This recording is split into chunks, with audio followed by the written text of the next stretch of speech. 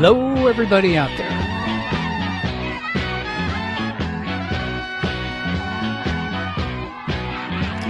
Gotta love that music, eh? Just gotta love it.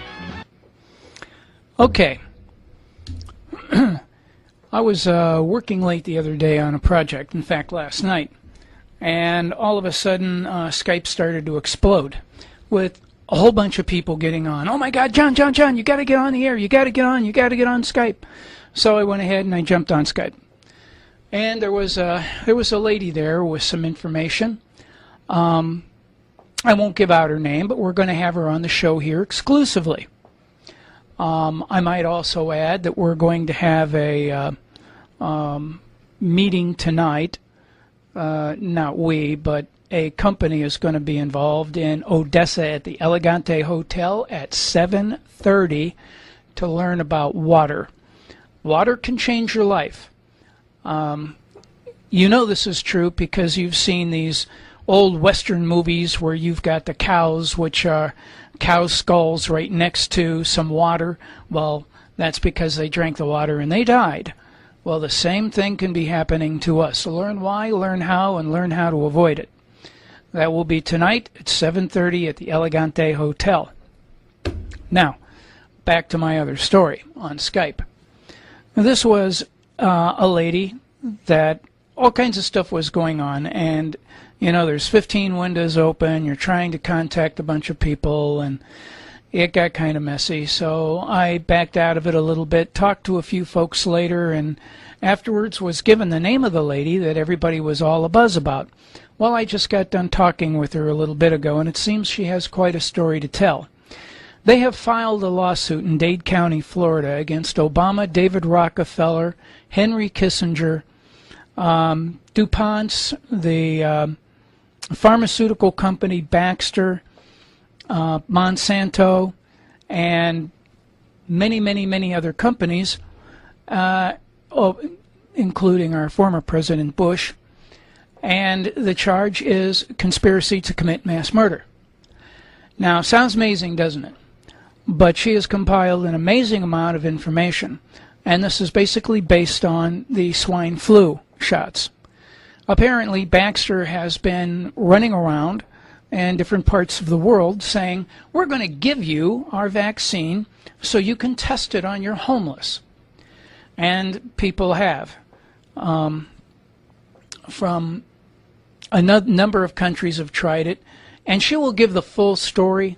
I don't know the whole story, so I'm not going to, but some countries tried it, and it killed their homeless people immediately. They gave it to babies. The babies died.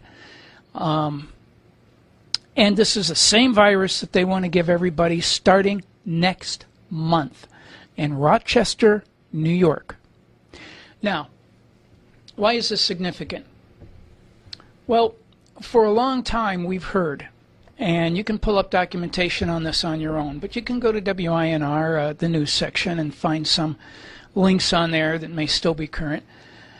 There's way too many people in the world, according to some. I disagree with this. I have read that you can put everybody in Australia, in the whole world, you can put them in Australia, everybody, and you can all have an acre of land apiece, and there would be room to spare. But some people think we're too crowded.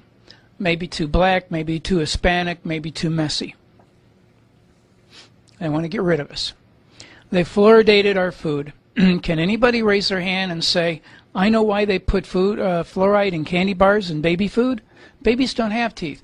Do you know why they put fluoride in bread? Raise your hand if you know. I would like to find out.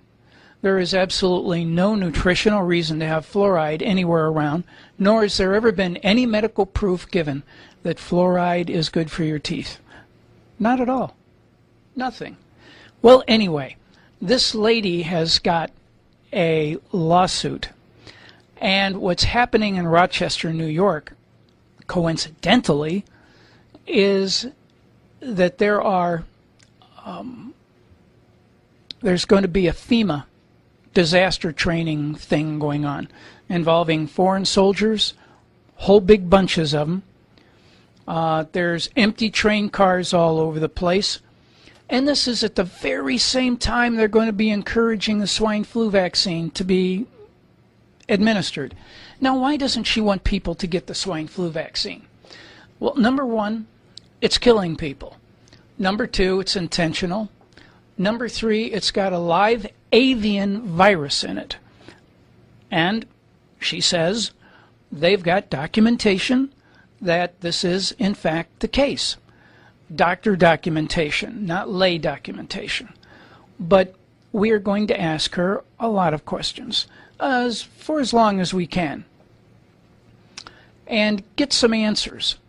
But they're going to have this happen at the very same time that they're holding these FEMA drills. Now, the idea is this.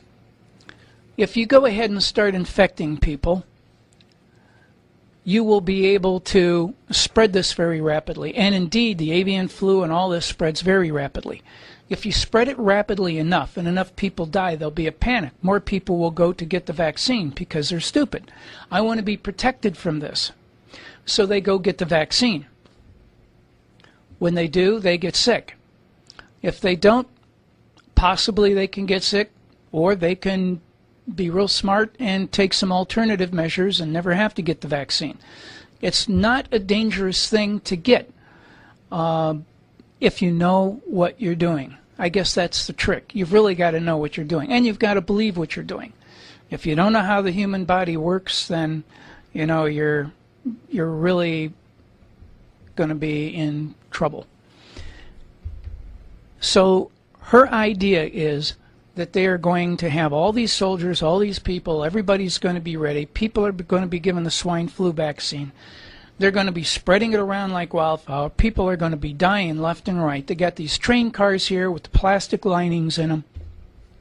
Put the bodies in or put people in. If you don't take the swine flu, then they're going to ship you off to a camp. Sounds amazing, doesn't it? And this is not a mandatory thing at the moment. They're not doing forced vaccinations, but they're actually offering money to homeless people to take it and to young families to give it to their children. Well, all this is going to lead to something bad. And I just see it coming, because something has to happen fast. You've got Fox News now talking about Obama's birth certificates. There are town hall meetings going up in total chaos because some congressman shows up and they say, we want proof of Obama's birth certificate. Here's mine, where's his? Every soldier that he's commanding has had to offer up a birth certificate to get in, to have the right to serve. Now there's some kind of a law that's on the floor of the Senate somewhere that says, well, in the future, we want to make sure all presidents submit their birth certificate. My question is, since when haven't they been having to do that? My question is, why has Obama been exempt from that? My question is, why prior to the official election, when everybody was notified of this problem, including the entire Electoral College, Nancy Pelosi, speakers of the House, every congressman and every congresswoman and every senator and every senatorwoman was given a letter saying, please investigate Barack Obama's birth certificate, and nobody did. Why was he given a pass on this? But then again, I digress. We're back to this lady that's going to give us a lot of information. Apparently, other countries have picked up on what she's filed, and what they're doing now is they're investigating. We're talking about Poland, Hungary, Vienna. There were a couple of other countries in there that were very interested in the material, and they too are looking into what may have happened, because, you know, we have spread these vaccines in a lot of places and a lot of people have died. So it's being looked at by them. It's being looked at by the CIA. Of course, that's in this country, so probably nothing will happen. And it was filed in Dade County. Now, this lady is right now being protected by a number of Marines. That's right, Marines. Very, very odd that Marines are assigned to protect her, but apparently she needs some, and she's getting it. We will talk in depth with her tomorrow, and I invite you all to show up and listen. Well, it may not be tomorrow. We'll put on the front of winr.us, we'll put when that time will be there. And you'll be able to listen to and hear the live show.